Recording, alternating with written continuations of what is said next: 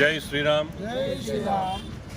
సుల్తానాబాద్ మండల మున్సిపల్ కేంద్రంలో జరుగుతున్నటువంటి ఏదైతే ఏప్రిల్ 22వ తారీఖు రోజు పహల్గామ్లో జరిగినటువంటి ఉగ్రవాద దాడికి అమాయకులైనటువంటి టూరిస్టులు బలి అవ్వడం చాలా బాధాకరం, పిరికిపంద చర్యగా మనందరం కూడా చెప్తున్నాం.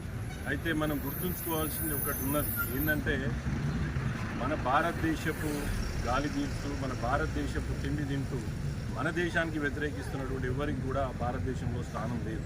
అయితే ఇంకొకటి మనం గుర్తించాల్సింది ఏంటంటే ఈ ఉగ్రవాద చర్య, పిరికిపందుల చర్య, అమాయకులైనటువంటి వాళ్ళని పొట్టును పెట్టుకొని ఈ విధమైనటువంటి మనం చూస్తున్నాం. ఎంత బాధాకరమైన ఒక్కొక్క చిన్న పిల్లలు, అప్పుడే పెళ్ళైనటువంటి ఒక భార్యాభర్తలు హనీమూన్కి పోతే భర్తను చంపడం, మళ్ళా తర్వాత ఇంకోటి కూడా మనం గమనించాల్సిన విషయం ఏంటంటే ఇక్కడ కూడా ఈ మధ్యకాలంలో మన దేశంలో ఇటువంటి ఘటన ఎన్నడూ జరగలేదు. వాళ్ళు ఏమడుగుతున్నారు, నువ్వు ఎస్సీవా, బీసీవా, మైనార్టీవా, లేకపోతే ఏది అని అడుగుతలేదు. వాళ్ళు ఏమడుగుతున్నారు, నువ్వు హిందువా అని అడిగి మరీ కాల్చి చంపుతున్నారు. అంటే ఇది ఎంత దౌర్భాగ్యమైన పరిస్థితి అంటే వాళ్ళ ఆలోచన విధానం ఎంత నీచంగా దిగజారి ఉన్నదో మనకు అర్థమవుతున్నది. కాబట్టి ఇప్పటికి కూడా ఎక్కువ మాట్లాడకుండా మనందరం కూడా హిందూ బాంధవులకు ఒకటే కోరుతున్నానే,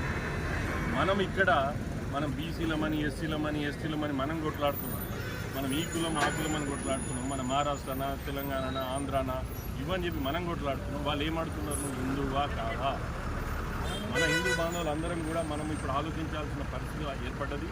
మనందరం కూడా హిందూ బాంధవులు అందరం కూడా మనందరం ఐకమత్యంగా ఉండి ఇటువంటి నీచం, అరాచకమైనటువంటి ఉగ్రవాదులను కానీ ఎవరిని కూడా తరిమి కొట్టే పరిస్థితి ఏర్పడ్డది. కాబట్టి మనందరం కూడా ఐకమత్యం ఉండి మన దేశాన్ని, మన ధర్మాన్ని, మన ఇక్కడున్న సంస్కృతిని కాపాడుకోవాల్సిన అవసరం వచ్చింది. ఎందుకంటే మనందరం చూస్తాం, వాళ్ళు రాజకీయంగా ఎదిగిండ్రు, డబ్బులు సంపాదించారు. అరే మన దేశమే సేఫ్టీ లేనప్పుడు, మన ప్రాణానికే అసలు సేఫ్టీ లేనప్పుడు ఎంత సంపాదించుకుంటే ఏం చేస్తుంది?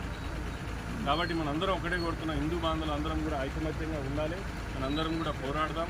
ఎంత కఠినమైన దానికైనా నిర్ణయాలకు కూడా మనం కేంద్ర ప్రభుత్వానికి సహకరించి మనవంతుగా భారతదేశ పౌరులుగా మనందరం కూడా సహకరించి ముందుకు పోవాలని కోరుకుంటూ ఇవాళ వచ్చినటువంటి హిందూ బాంధవులందరికీ కూడా ఉదయపూర్వక భారత్ మాతాకి